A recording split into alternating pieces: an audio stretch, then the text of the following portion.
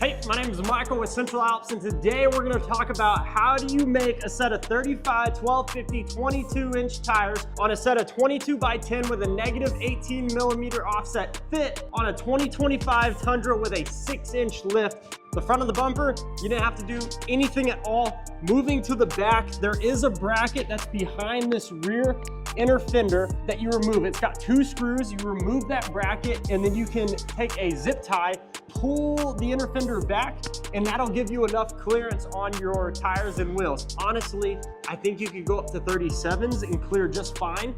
You would need to trim a little bit of the plastic on this bumper on the front if you wanted 37s. So if you want to know the exact parts that we use to build this 2025 Toyota Tundra, go watch our walkthrough video where we go through all the parts that we used in order to build this exact truck.